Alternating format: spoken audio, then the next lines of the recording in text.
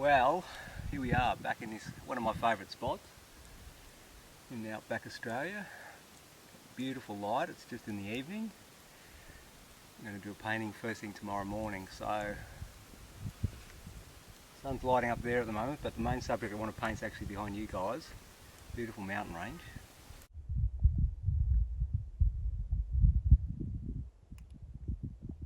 Tomorrow morning with the sun coming from this direction, whew, I'll light it straight up, so I'll paint it.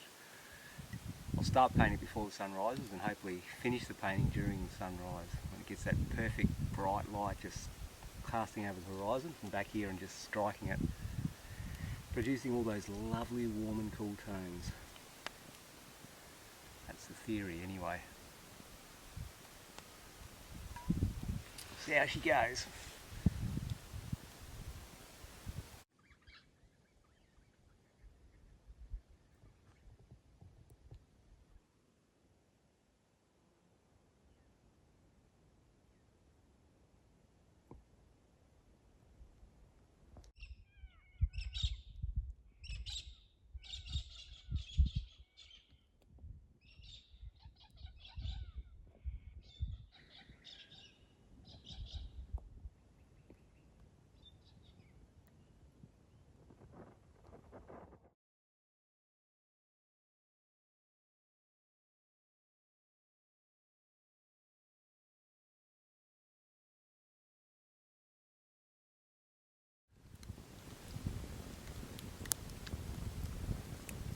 Perfect night, perfect morning.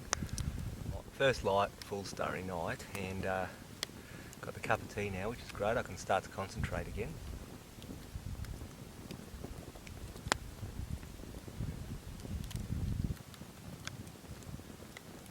I can just see the hills behind you guys where I'm going to be painting. So what's happening is I've got the sun going to come up behind me, rise in the east, and I'll be painting the western sky as it rises. So I'm not looking into the sun, painting with the sun, so to speak. I'll start before sunrise, get all the subdued, beautiful, subtle colours in, and then hopefully, if I've got my timing right, bang, lick all those beautiful, strong colours on as the sun just pops over the horizon. That's the plan. Got the perfect conditions for it. There's no clouds in the sky. Right. The worst thing you can get with that sort of thing is to have a little bit of cloud on the sky where the sun's about to rise. Then what happens is, when the sun actually does come up, if you're painting the other way, it doesn't shine through, so by the time it gets above that cloud, then there's nothing to paint, all the colours are gone. That special magic moment happens really only just as the sun is rising. So you must have a clear horizon for that to happen. Today, looks like we've got what we want, which is great.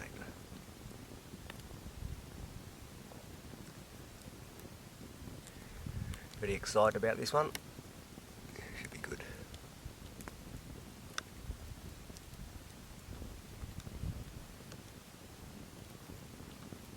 Alright, well here we are, first light. You can see it's all going to glow. I've got the hills behind me, so it'll be fantastic. Sun's over there about to rise. Now I've got to get into it. Right, let's do it. Let's just get the main bulk of it in, and where do I want my horizon line? Straighten this painting a bit so it's even with the horizon. There we go. About it. Alright, now I want a fairly low horizon. Just give a little bit of burnt sienna, just try and work this out. Just feeling it. Like a bit of ultramarine blue.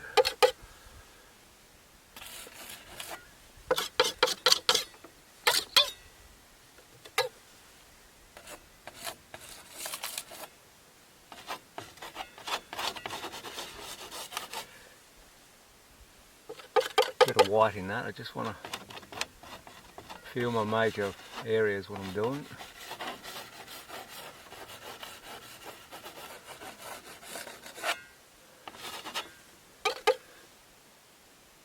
That square top hill here, and that there, it's about correct. I want sweeping lines. It's going to be a really big because we're standing in the middle of the road here, which is a great thing to do. There's no one around, so we can get this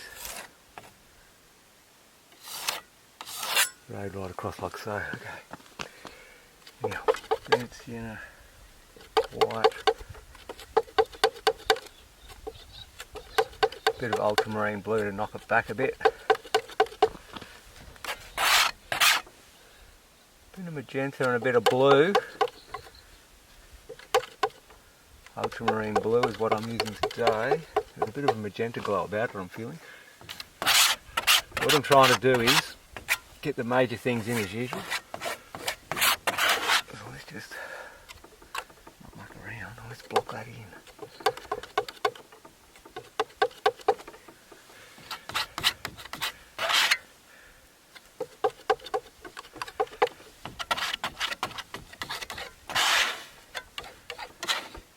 Get a coverage.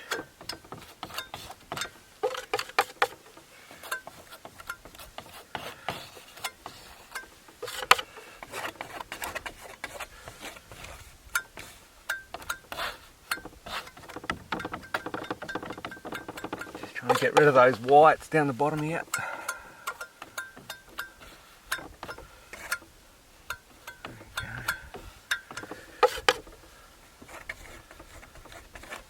Okay, look at that. Right.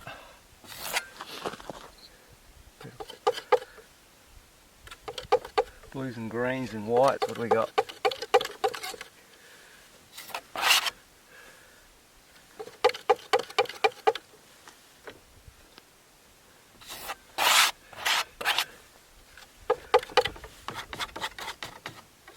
Painting a bit of the saltbush colour in.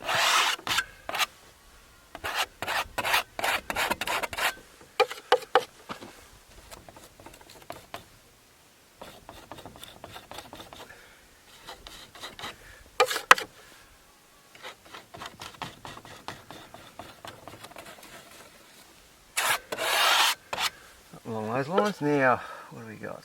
A bit of alizarin crimson is not one. Stick some alizarin crimson, I reckon. It's one of my favourite colours and I forgot to put it in. Can't believe that. Right, there you go here. Alizarin crimson, the yellow ochre, just making up a bit of an orange, but a keyed down one.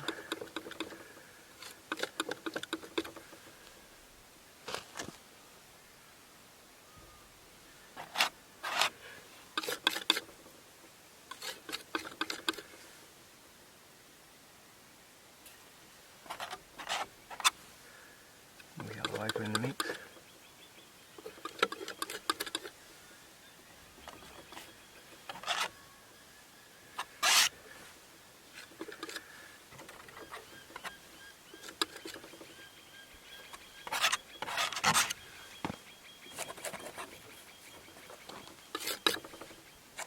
I'm just covering the board, getting all the subdued shadows in first.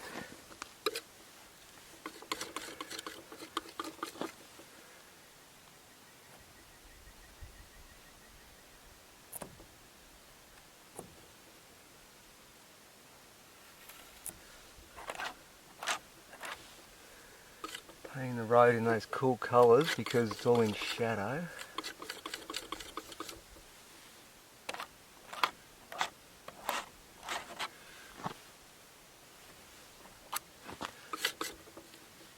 So I'm using greens and Viridian greens and alizarin crimsons and that sort of thing to get the feeling of the tyre marks, etc.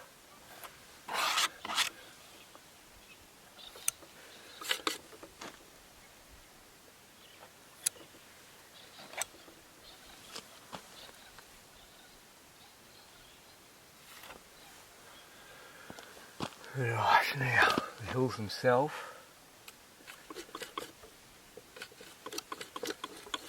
A subdued tone at the moment.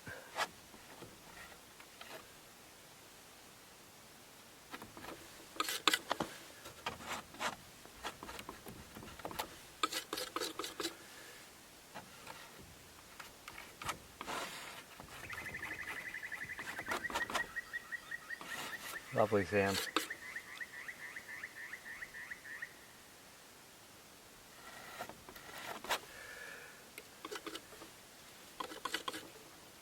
Burnt siennas, magentas, ultramarine blues. A little bit of reddy and green to cool it off.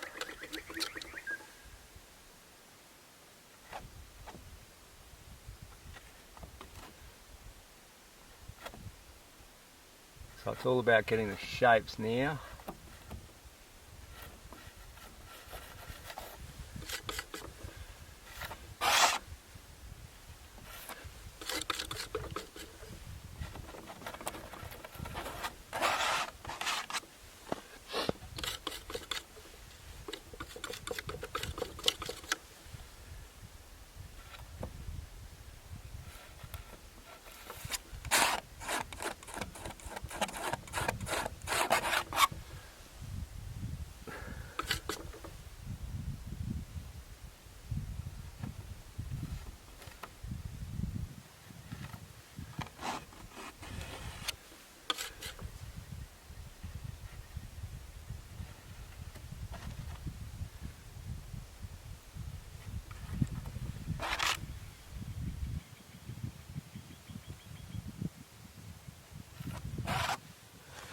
Stand back for a minute.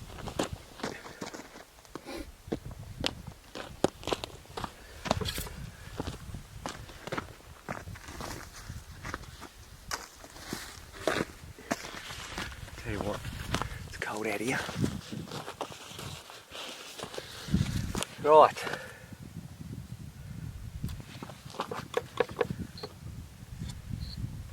Ultramarine blue and white.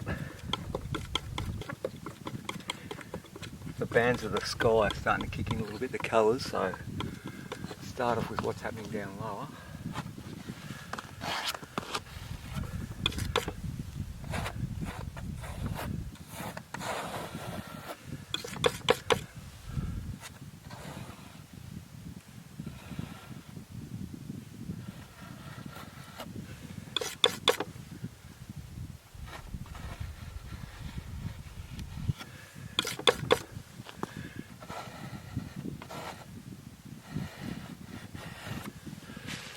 Alright, so I've got the lower tone in where it's blue. Then, I'm having an educated guess, because I've painted these. I'm anticipating what it's going to be like in a minute.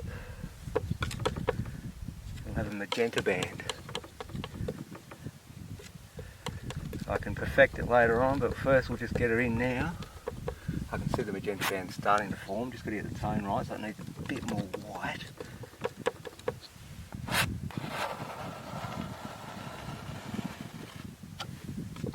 See, the knife's good for getting the paint on when you need it.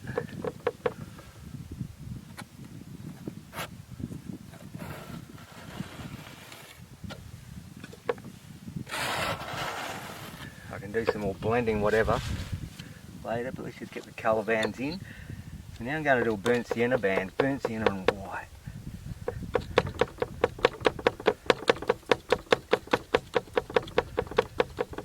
I've got that the right colour and tone. A little bit lighter.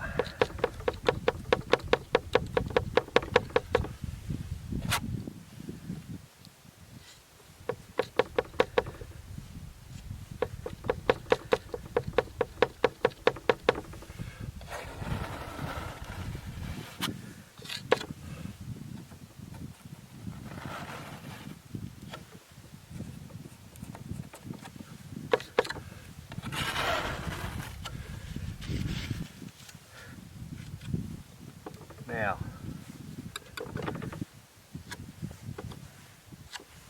yellow ochre and white.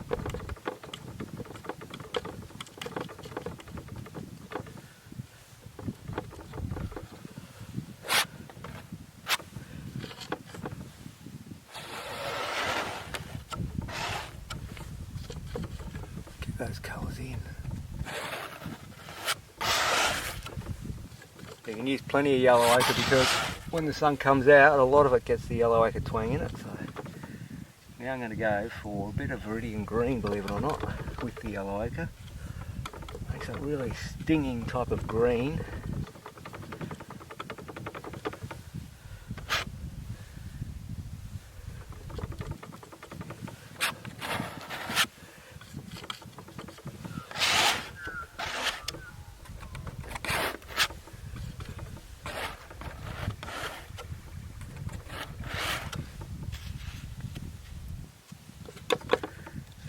ultramarine blue,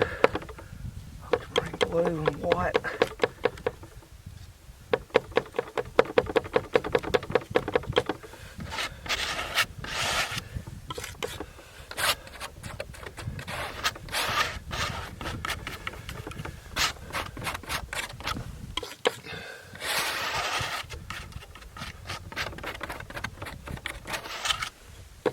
Now maybe a tiny bit of magenta with that, right at the very top.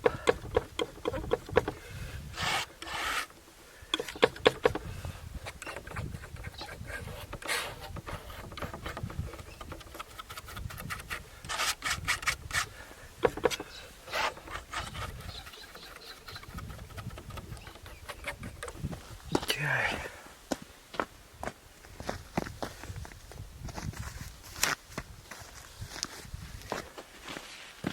What we got here. Right, so what I'm going to do is just quickly blend them a little bit. Pulling the colours into each other.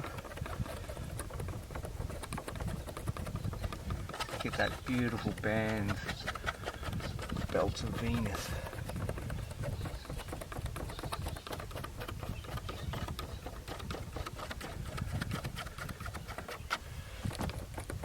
Beautiful chunky paint.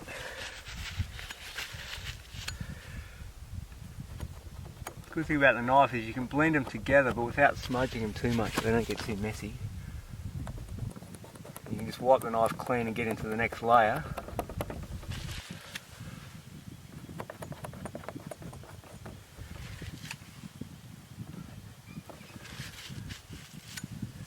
Or you could take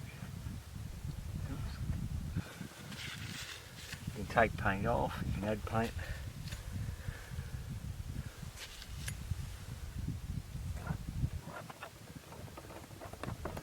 Now I've got a lot of chop marks, but I'll vary the marks.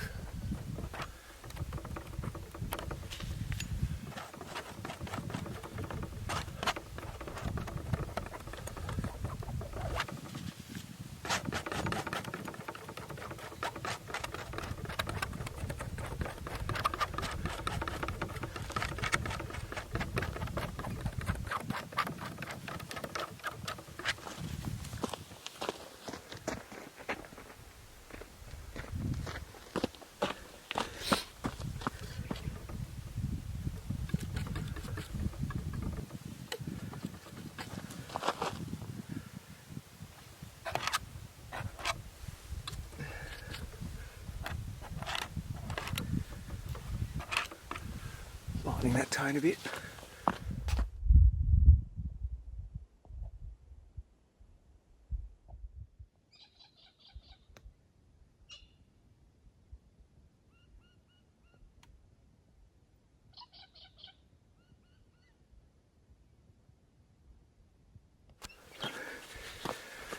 Alright, we've got a lot of the shadow tones in now. Now what we're waiting for to do is have the sun.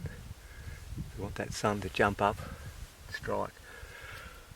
Unfortunately now the sun is starting to come up. I can see a few clouds right on the horizon.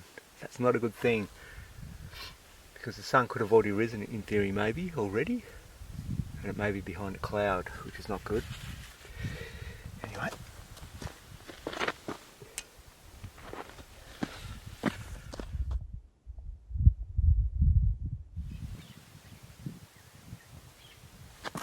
Just lick those colours on as they start to come in.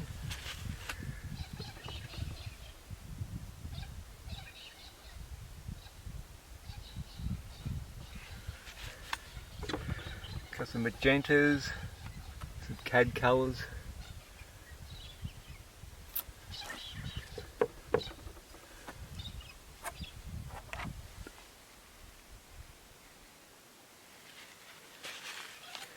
More magenta as it goes back in the distance, and less of the cad yellows and stuff. Magenta and white.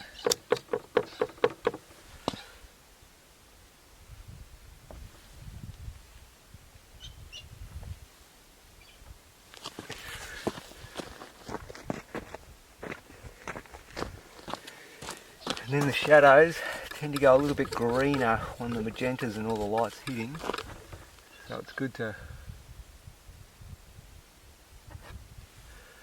tweak a few pale green shadows if I can manage that.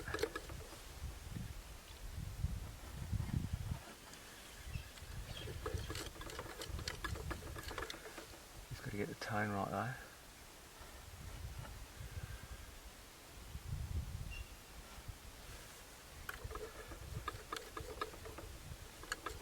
Very cool.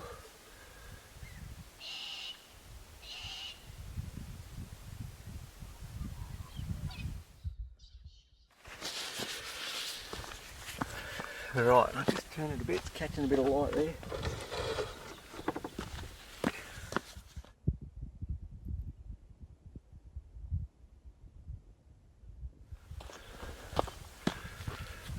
Just spin it around a bit so we can see. You can see I've put a bit of the light that's coming across the road as well, so I've got distance lit up, but I've also got the warm and cool contrast on the road itself. Fantastic stuff, eh?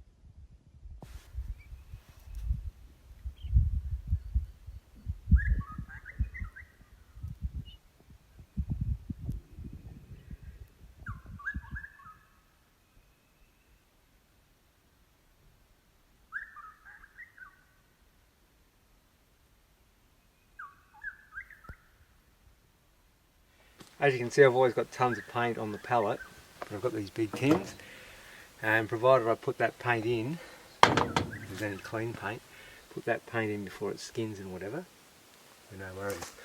So, just clean that knife. Alright, so what do we got here? That burnt sienna looks pretty good, so get the old burnt sienna tin, and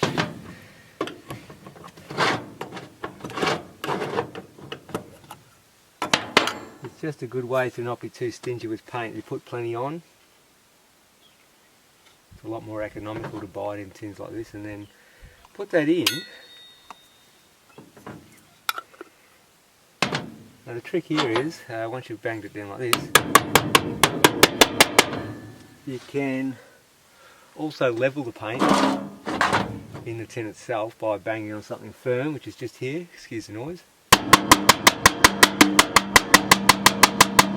What that does is it makes the paint fall flat again on the surface, so you get a flat surface.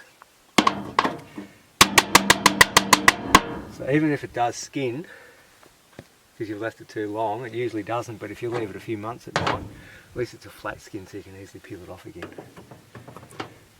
Now I'll go for the yellow ochre next.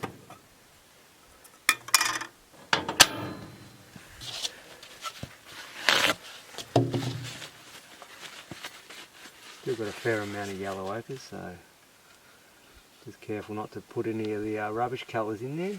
Keep it fairly clean.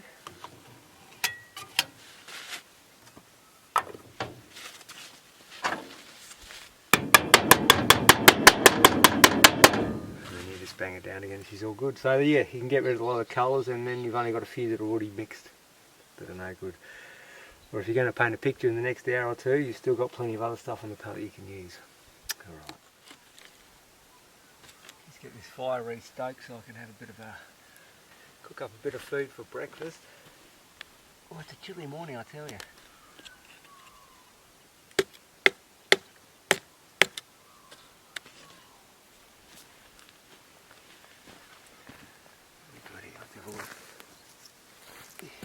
That.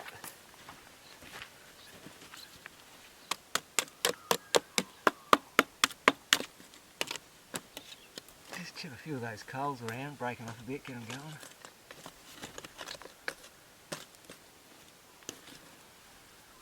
That'll get the fire going.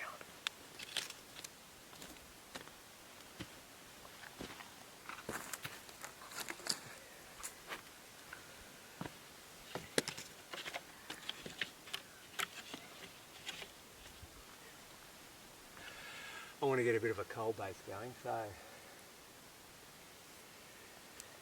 I'll stick a fair bit of wood on and then of course mix up my favourite damper that I love to cook. I always love to cook my meals when I'm out here rather than buying bread. It's just so much more fun not being able to eat for breakfast until you've cooked your damper. It's great, I love that.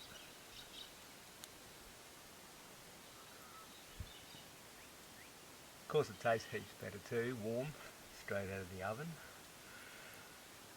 There we go, the fire's back in the game. So what I do is, this camp oven is stone cold at the moment, so I'll just put it on the side here. Make it too cold away, but just stick it near the fire, and what it does, just warms it up. And then you've got a warmer oven, and then just before I throw the bread in, I actually put the lid right on and heat the lid right up, so you've got a really warm oven. Then when you cook, everything cooks beautifully and quick.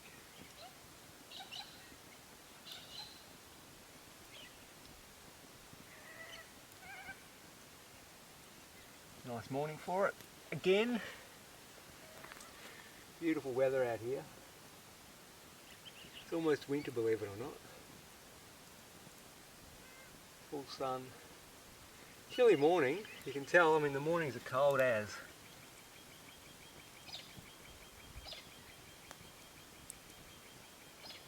Get frost and whatever, so. But as far as the days, quite often they're like this. Just sunny, still. And birds of course, beautiful.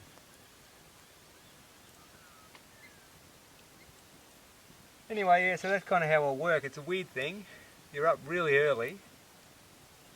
You've already finished the painting around sunrise. And then if you're not going to paint another fleeting moment, you haven't really got another painting to do until the evening. So there's a lot of the middle of the day that I spend looking for a good composition. I imagine where the sun's going to go down and then try and find the right angles so I can get the right balance of light and shadow. Of course it's not there at the time while you're looking because it's midday. You're trying to imagine where the sun's setting. You see if you reckon it's going to all line up with good composition of light and shadow. Get everything prepared and then get out there an hour or two before, or about an hour before painting time, set up and then bang you go again. So it's a morning and evening thing for me in the Outback. I do midday paintings as well, but mainly to get those beautiful colours you need that first light and that last light, and it's a pretty funny way of working because it's flat stick first thing in the morning, flat stick in the evening, and a lot of the middle of the day just organising stuff, so it's a funny type of thing, but I love it. Alright, I'll get that billy on.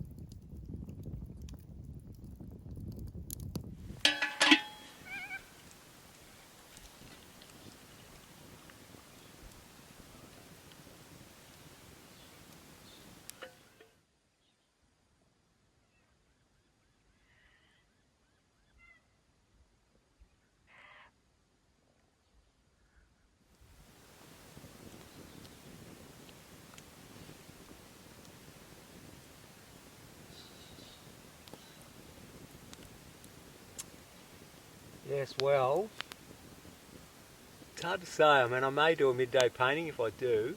I'll get down in the dry creek bed there and paint a big gum tree painting. That's always it's a nice subject, because with the gum trees themselves, they're so beautiful to look at that you don't really need a morning and evening lighting effect on them to be beautiful. Whereas I find that in the outback, when it's midday, just over the plains, can be a bit, you know, intimidating, washed out or whatever. You need that special morning and evening light in the outback to really give that beautiful, really brings out all the contours and everything else and makes it really special. Whereas those gum trees, they look, midday, they're fine, they look great.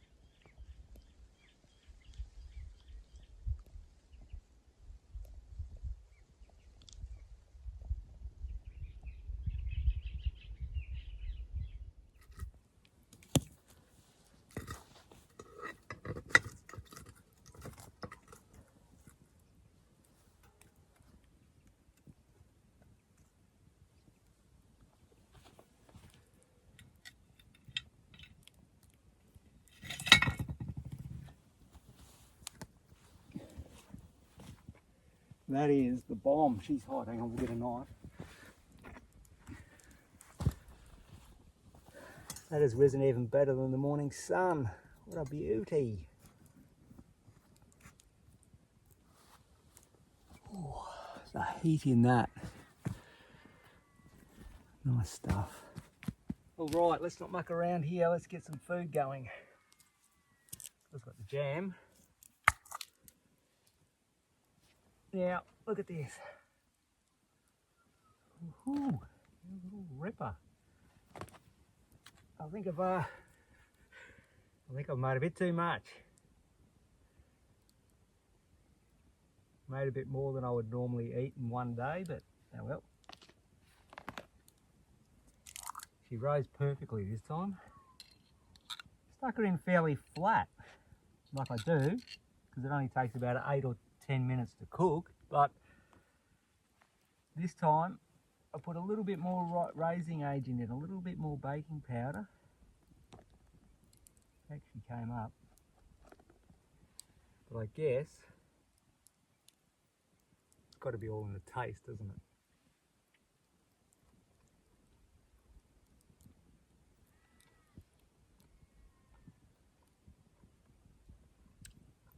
That is spot on. That is beautiful. Good stuff.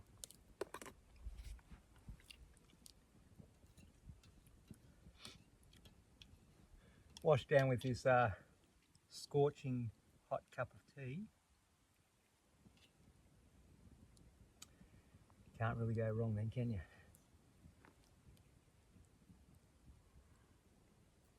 Good stuff.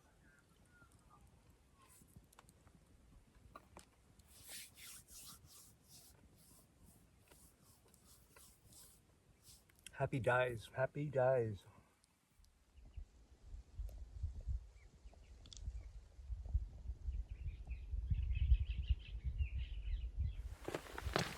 All right, here we go. Okay, here we go now. I've just quickly thrown in some shadows. Got the basic composition of what I want. Got tons of paint, check. Big canvas, check. Tons of flies. Right, so we're pretty good to go then. Yeah, there's a lot of flies today. Oh well, that happens, you know. I might just get rid of phthalo blue. I've got some ultramarine blue. Big pile of ultramarine blue, but I'll just use a little phthalo, which is a slight green blue.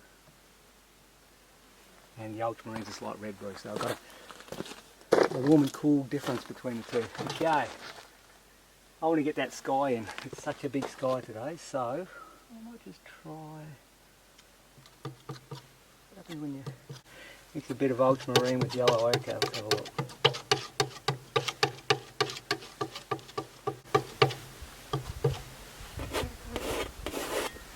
not actually that far off. That's ultramarine blue with a bit of yellow ochre. Let me try that again.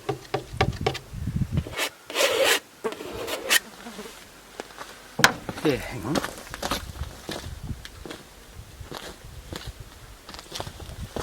Pretty good combo. Just wanted to stand back and have a bit of a look. Okay, now I'm sure, hang on, camera's on, good. Now I'm sure that's right. I'll mix up a bit more of it. Might actually go burnt sienna. Burnt sienna compared to putting yellow ochre in. Hang on. What have we got here?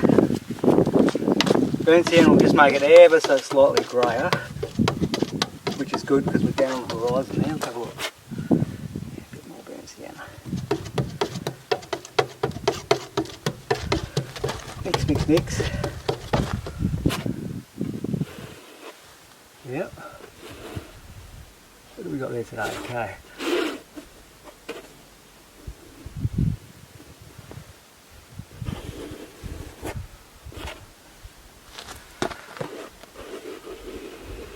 Right, just get all that in there. Bit of a floppy canvas there today. Oh well.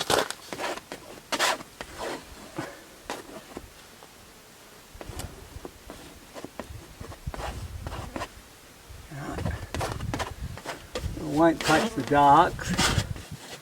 Get down near the darks, but don't touch them yet.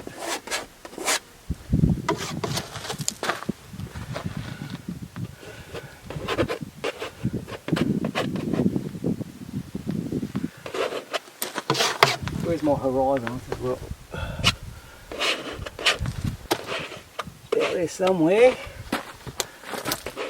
I'll get back and make sure my horizon's correct before I commit too much. We don't want it to be crooked.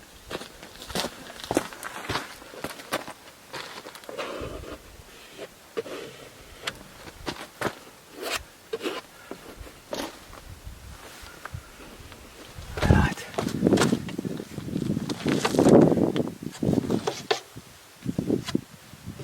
Just going to mix up a bit of a burnt sienna and yellow ochre mix with white.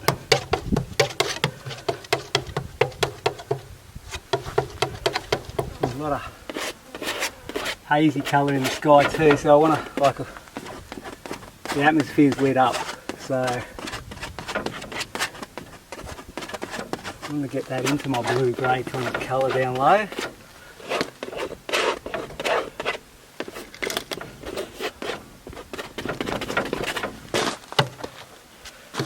Ultramarine blue.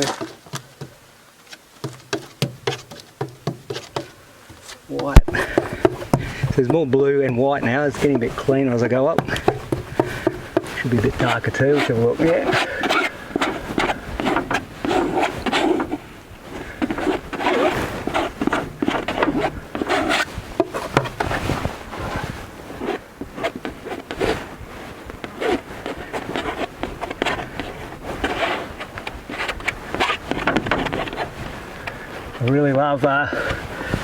I love painting those small paintings on site, but I absolutely love, just get this right, absolutely love ripping into a massive canvas. So exciting. Possibilities are endless.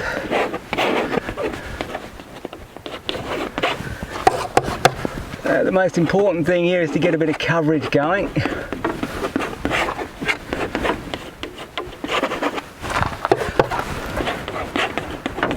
Okay, now more blue and white, but slowly adding more of the ultramarine and slightly less of the white, and also less of the other colours like burnt siennas and yellow ochres, less of them, so it's a cleaner version. Cleaner and slightly darker version. Mix, mix.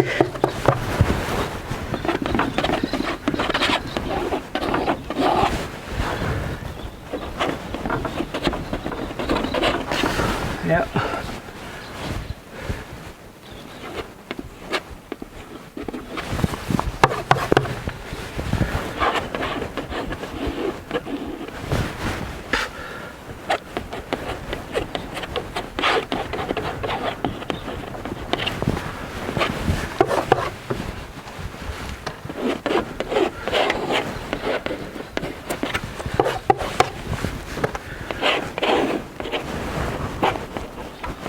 we go. Get that paint on now. Yeah. Before I go any further, I'll just get some of those greens, put a few more shadows there from the tree. Some shadowy tones there, alright. More blue.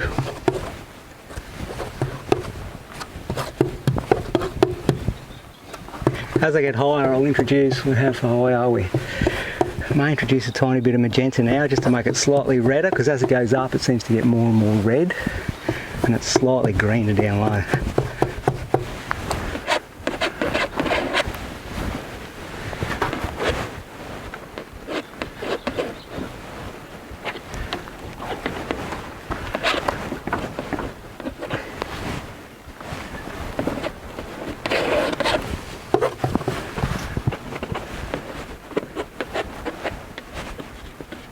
Getting there, getting there, getting there, getting there. Just trying to miss all those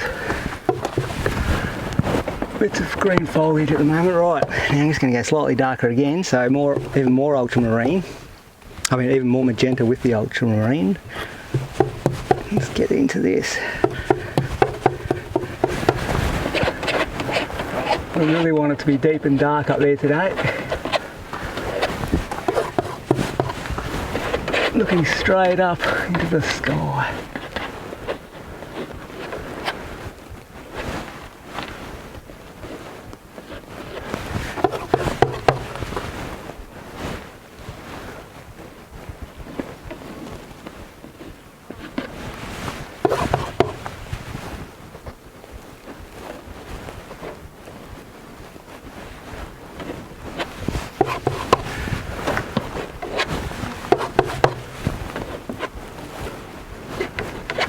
Keep on filling bits in till I've covered most of it.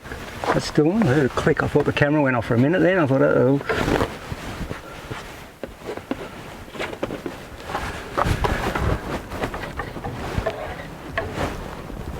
There we go, look at that. Beautiful stuff. The fly went in with the works then, I think. We'll teach him. There we go, look at that little beggar. He can go over there. I'll just stand back and have a look.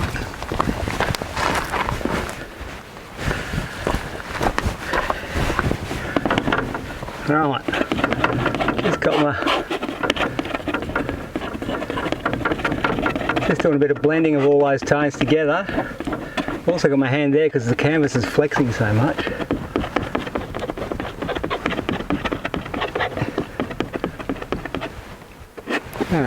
Another fly.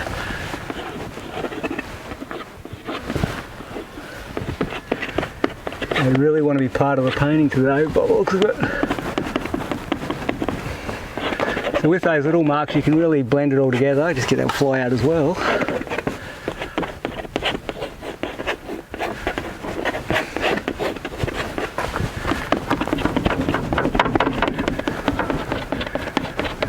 Little marks imitates light, atmosphere, and it also blends the palette nice together. Look.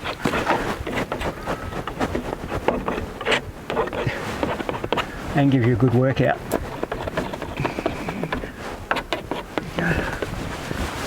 Right.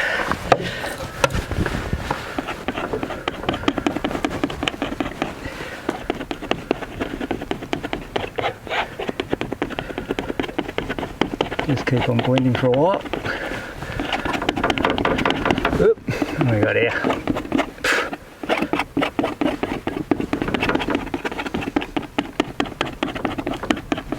Starting to burn my arm out. RSI. So those warm tones that are there, I'm blending them into the sky now. So the sky is blue, but it's got some sort of warm feeling about it, and that's pretty much what happens on a day like this.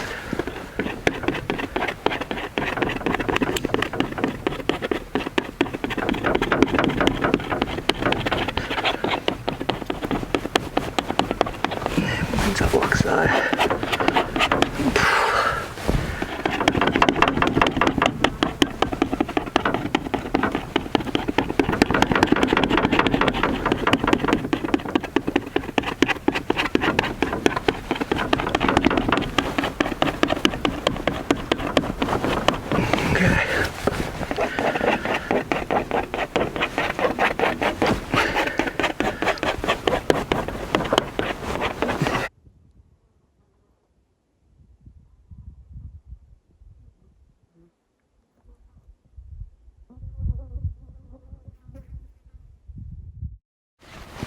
warm tones, burnt sienna, yellow ochre, white, burnt sienna, yellow ochre and white.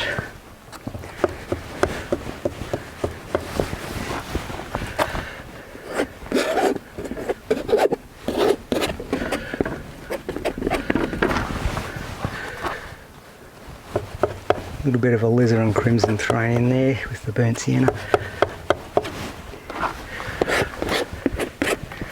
A bit more of a burnt sienna, a little bit darker in tone.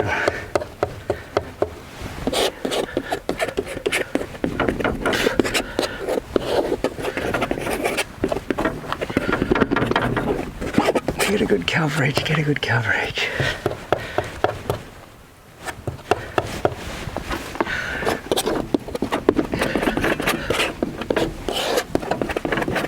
Plenty of paint, plenty of variety of marks.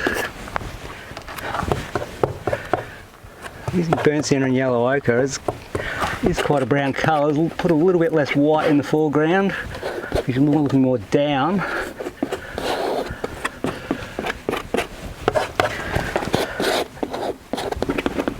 Good variety of marks.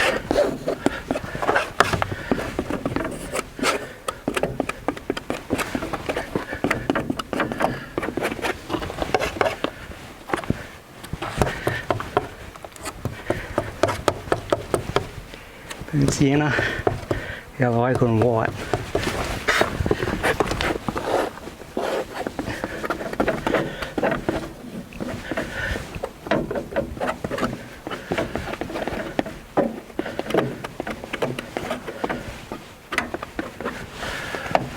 Get it right down to the bottom so it looks lovely on the wall when she's all finished.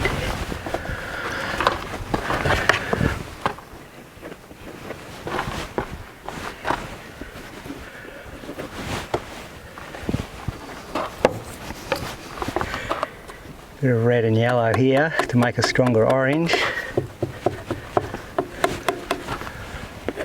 A little bit more orange in the bank just here.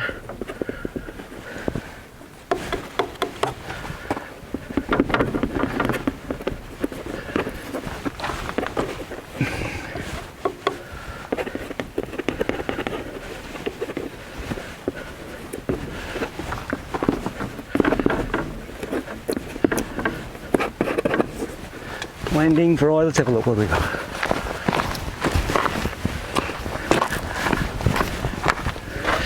Alright, bit of magenta with that and a little bit of blue, and it'll knock it way back into the distance. Those beautiful mauve hills, I've put a bit of magenta and blue and white. Let's have a look if we cop that one right or not. There you go, that's about right. Those hills are a beautiful kind of pinky sort of colour.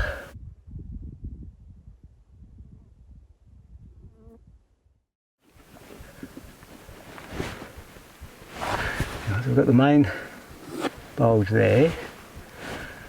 And that one shoots up like so. That one goes like that.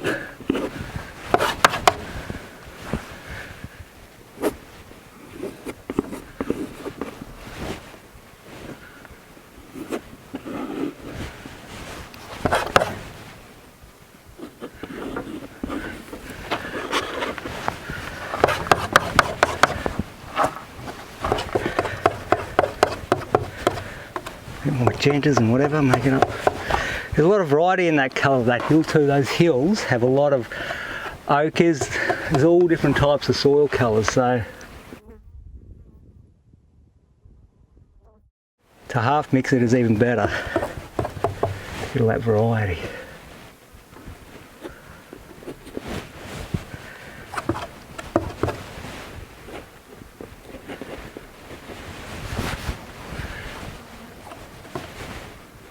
Oops.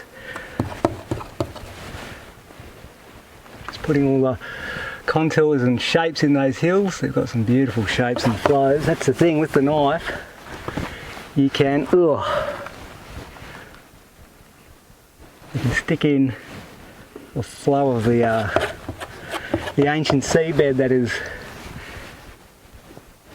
was once lying flat and now stands up.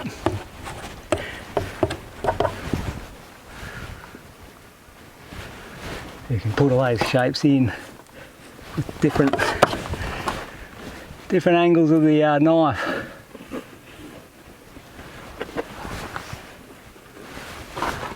Really giving it that feeling of the Flinders Ranges. There you go, nice, nice, nice.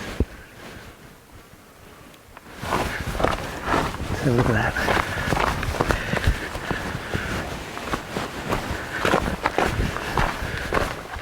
Oh jeez, I love doing this, it's so much fun. I don't know why. Putting funny patterns, sticking funny patterns on a piece of canvas. That's fun, is it? I don't know. Whatever floats your boat, I guess. It's great fun.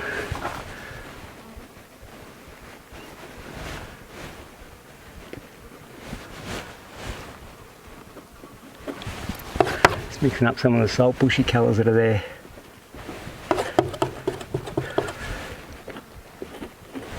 Bit of salt bush all around here.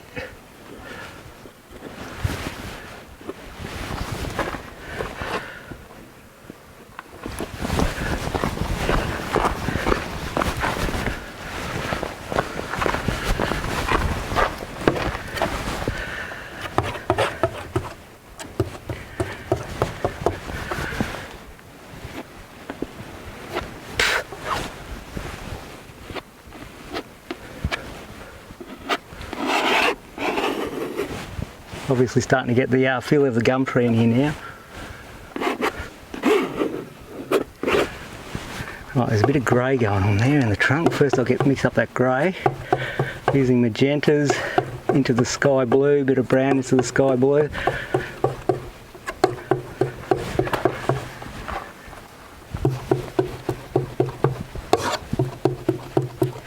There's a nice grey.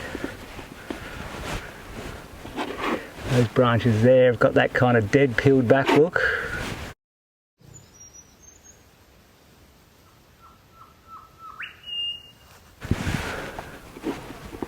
So you put that in.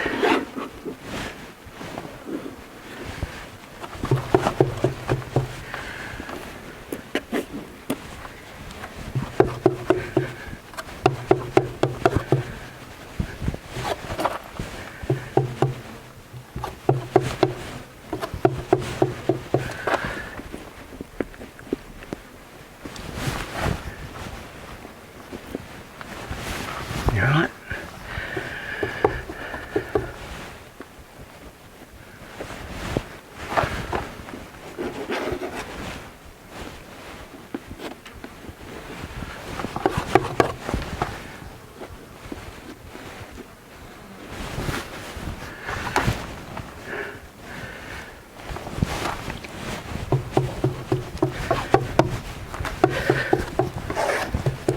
Keep on going, mix, mix, mix.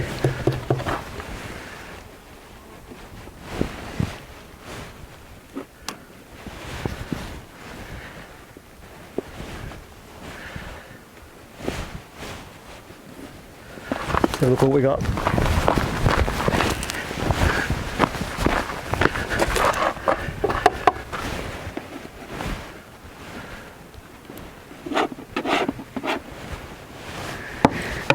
Right, now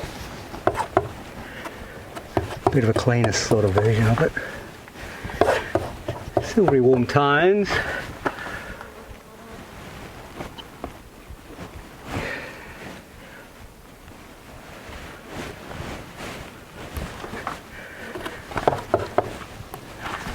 Just varying the colours and tones as I go everywhere because it's all slightly different here and there.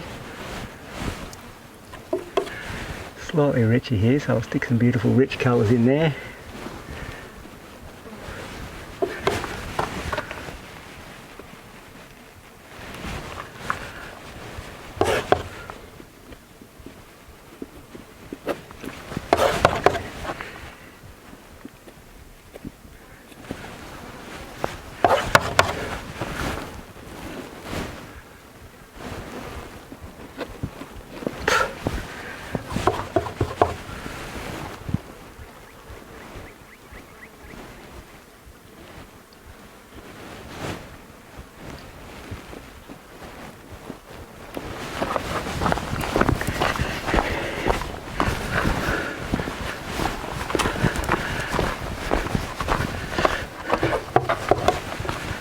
Right, there's a bit of a trunk over here too.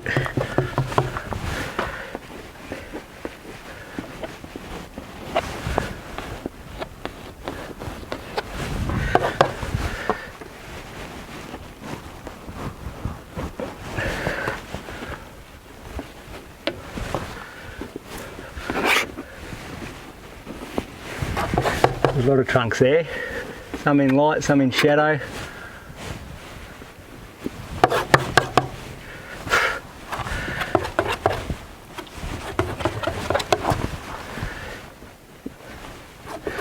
More of a greyer version, quickly grey it, some magentas and blues.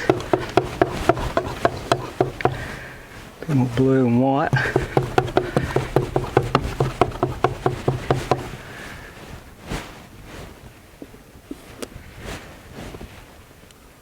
Nice big old trunk there, dead sort of trunk.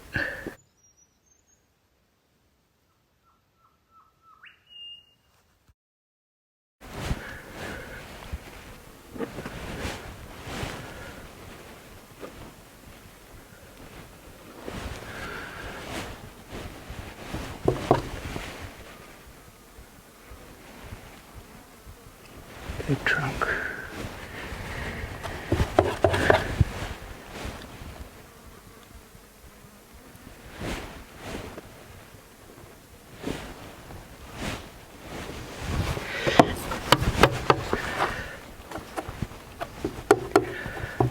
Magenta and ultramarine blue to cast.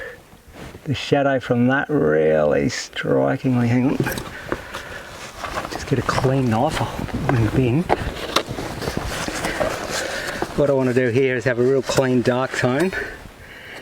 Ultramarine blue, magenta with no other colours mixed in.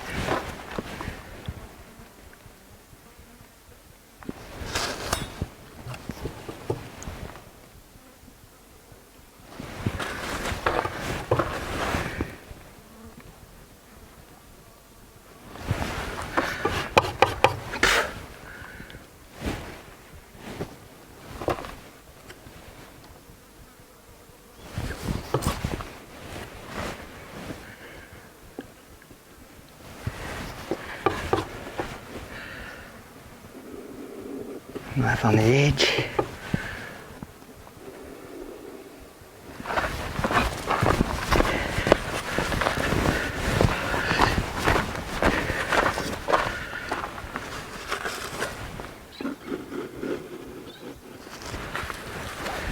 Okay, now mix up some light foliage colours, just always so much to do. What have we got there? Burnt siennas and yellow ochres. Let's try a little bit of green in that.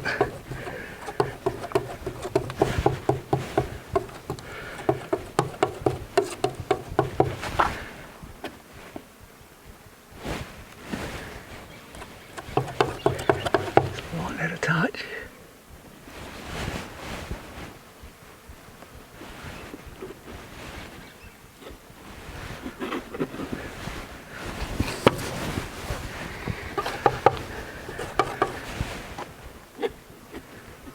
Lightly put it in there and there. Okay. Yellow ochre, burnt sienna, burnt sienna, and a bit more viridian green because we're out of it. It's a bit stingy on the viridian green. We're still going good. Throw that in the mix. Grey it off a bit, warm it up a bit. That's a bit too cold. Yep, needs a lot more of the warmer tones in.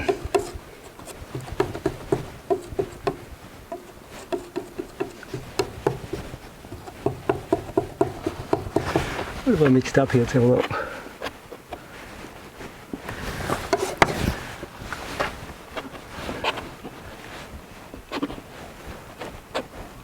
Just very lightly touching. Letting all the underpaint and the shadows come through.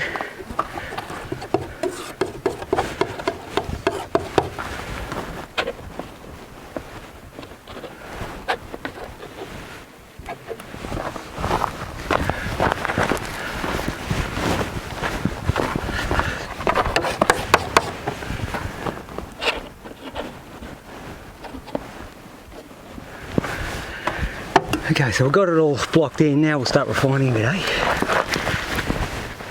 Not all of it blocked in. We've still got a bit of the tree to do at the top, but getting there, getting there. We got some shadow tones.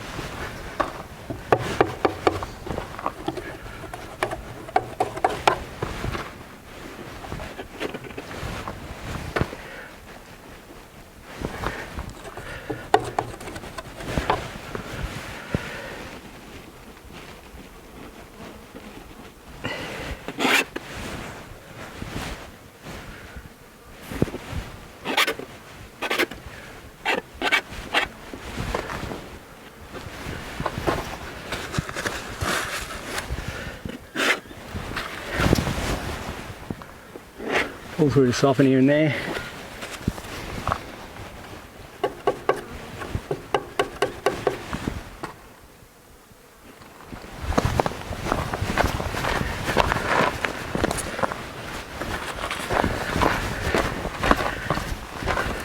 Don't know what happened back here, but I missed out on a bit of the sky. Look at that.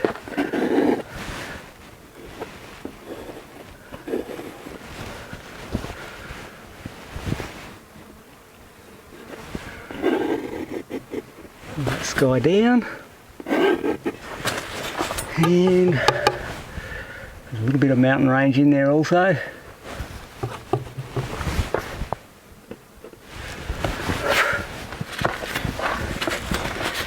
Now this clean knife pull through a bit to soften the foliage. Just pull through. It's got to be a very clean knife every single time. Helps give the illusion that the foliage is, let's fill that with a bit of blue like that. Vary the marks. Yeah, it helps give the feeling that the foliage is, there we go. Got a fly, that is bad news. Anyway, what was I saying about the foliage? Something.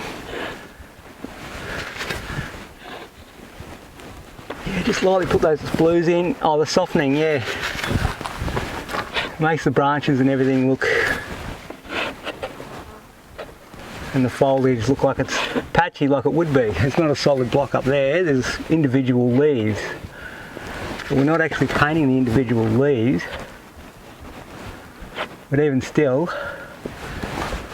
by softening and putting blue patches here and there like I'm doing at the moment,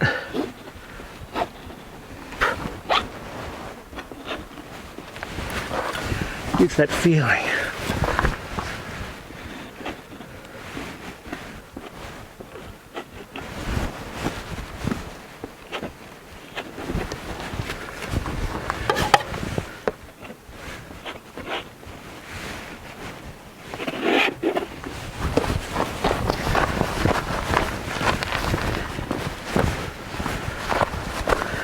It's looking like an intense sunny day in the outback. Got the sunlight, that's for sure, which is fantastic. That's exactly what I want.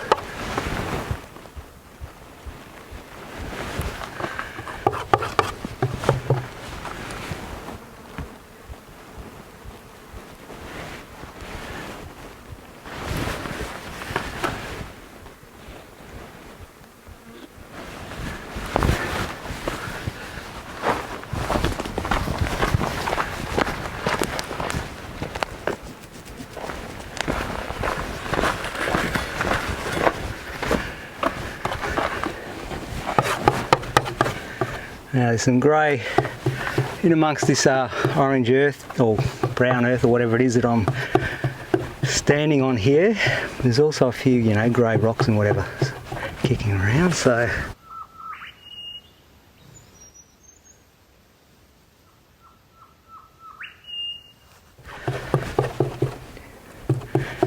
mix up a bit of a neutral grey, a little brown in it maybe, more brown and red, isn't it? Less blue. Just introduce it here and there with variety.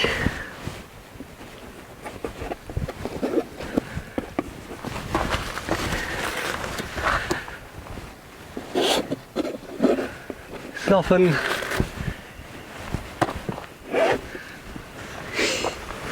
A lot of blue in there. I use the palette knife to drag and soften.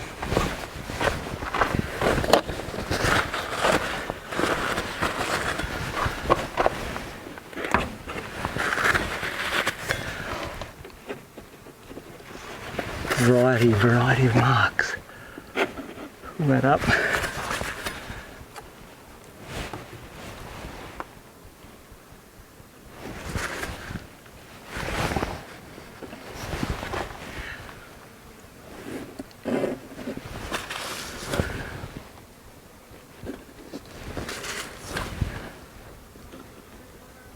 Clean.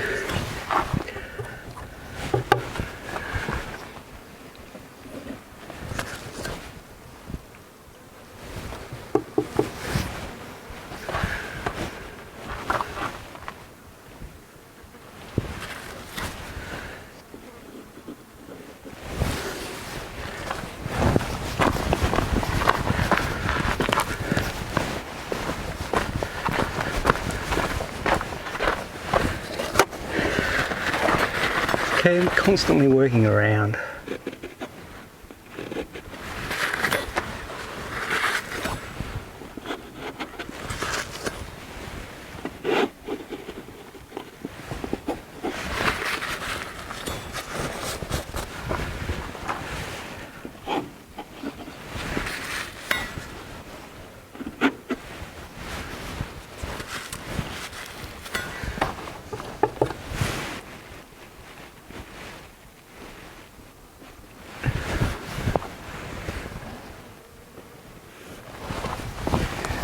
And the sunlight and the shadow effects.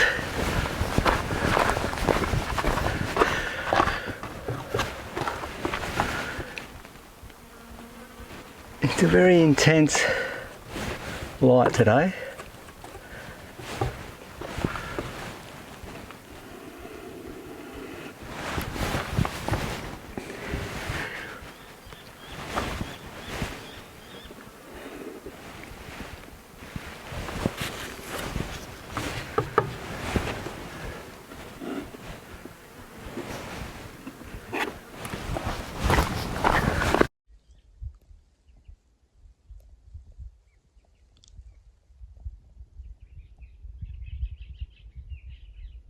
Alright, those flies, they do not want to give in. Just introducing a little bit more warm tone into that sky. The blue sky is full of light and atmosphere. It's actually a heck of a lot of flies landing on there today. I'm pulling them right as we speak.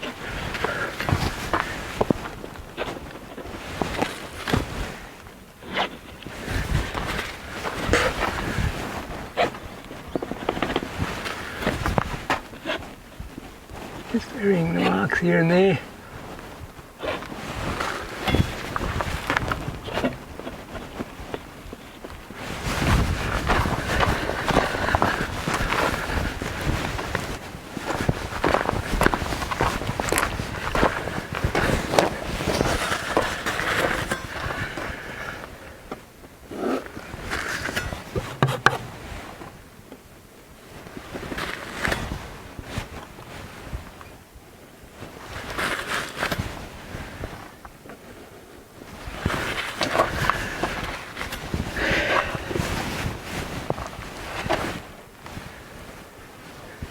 Right, just got to keep working around, softening, simplifying, bringing things up, playing things down. Oop.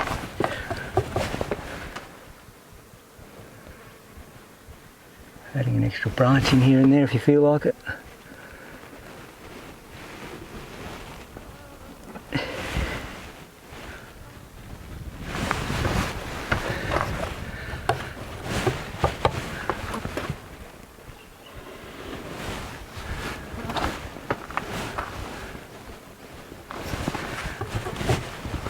Beautiful, intense Australian light.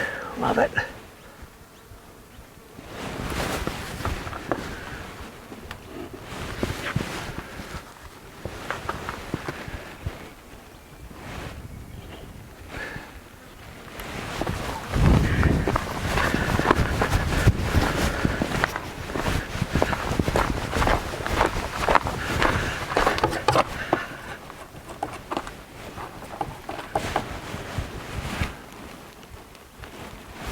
Hang a sec. Yellow ochre and burnt sienna, particularly burnt sienna.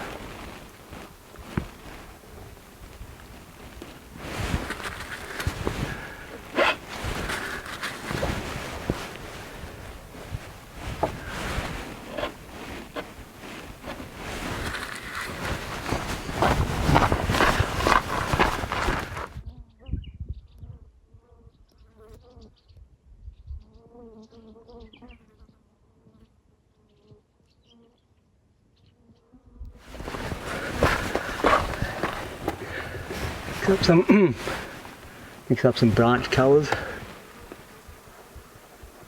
Some really fine marks really always give the illusion of detail.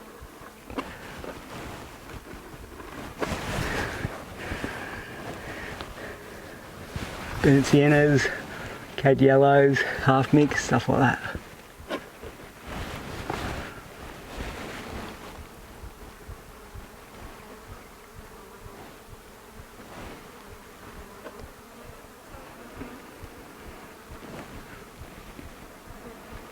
Got the knife on the edge to create the look I'm after, the detail.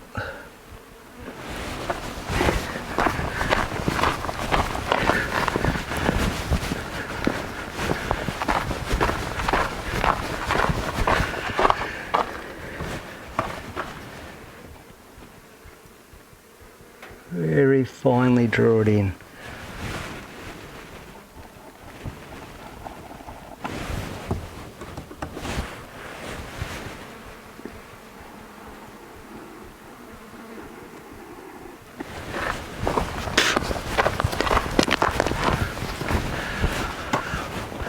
We've got a couple of flies buzzing around, have we? Some nice red branches up there too, and they really will contrast. A beautiful cool blue sky, so we're definitely going to go in.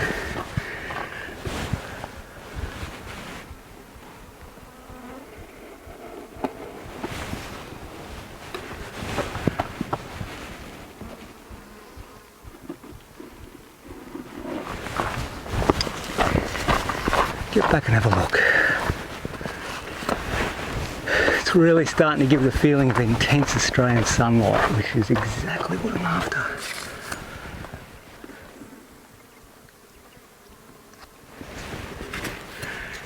Actually pulling paint down I was then.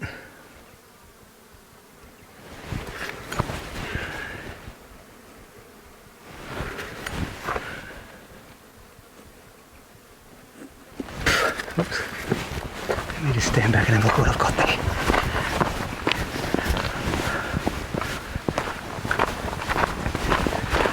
Yeah, really trying to capture that atmosphere that you get in the Australian sunlight when it's like it is today. Blistering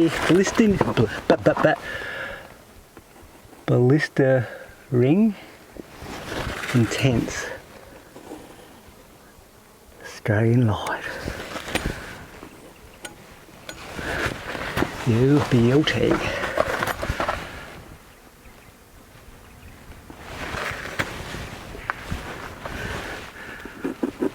Just getting rid of some of those. You can see that there was a bit of white canvas left, which wasn't really necessary. So just cleaning up the edges, I guess you could say.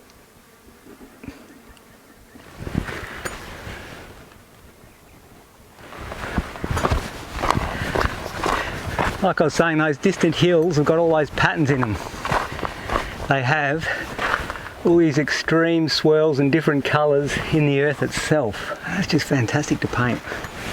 Just slip and slide the knife around.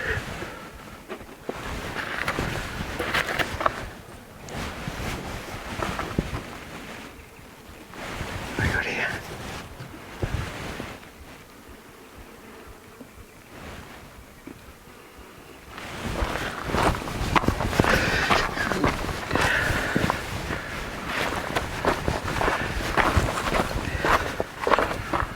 Grab this, make it a bit smoother so she goes around.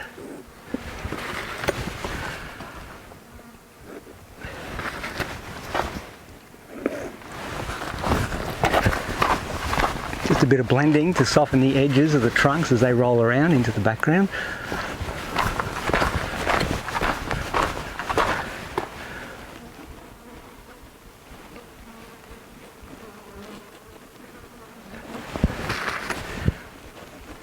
Those two together, put a bit of ripples as it takes the bend.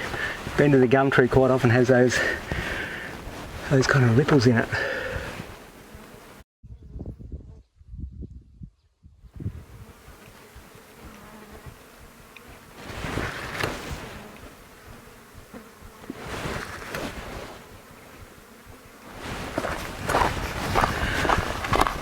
Working on some draftsmanship.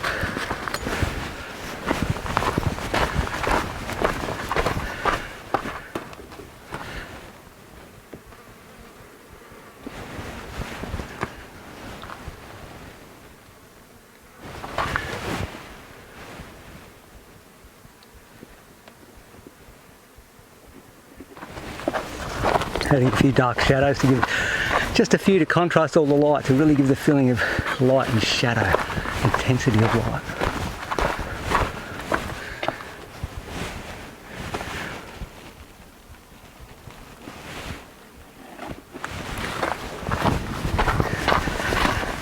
Again, softening and adding a bit more to the tree, so improving the draftsmanship of the tree, but at the same time softening the edge so it goes around.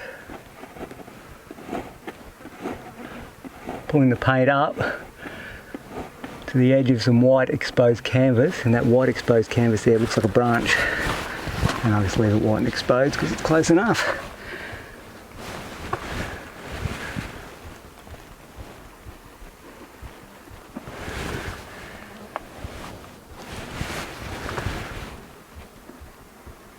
A few fine lines here and there.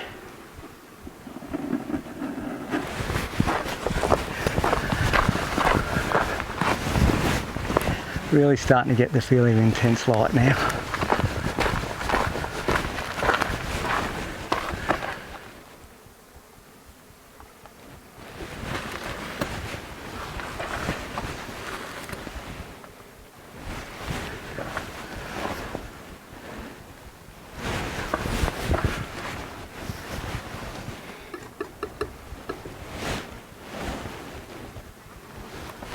Just going to stand back for a minute and have a look.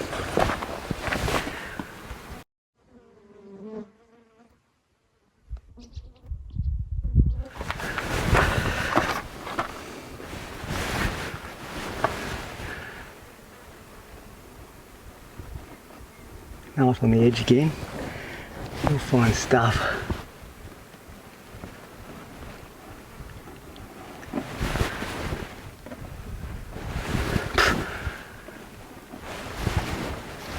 Alright, well that's about it. Got what I wanted.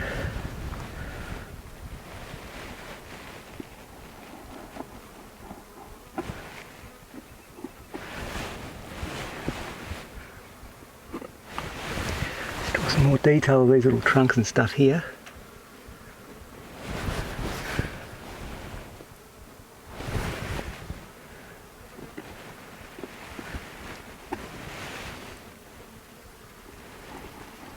A knife on the edge. Stand back for a minute.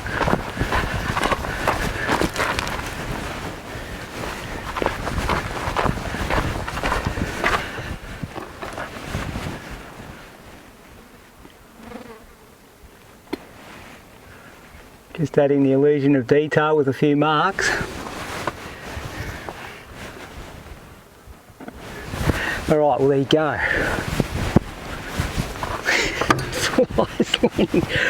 Oh dear me. Okay, let's take a couple off. It's quite funny, they walk around, I'll get this little one off. They walk around and they leave little footprints from the blue sky and then walk into the gum tree or whatever, and so you get these tiny little footprints.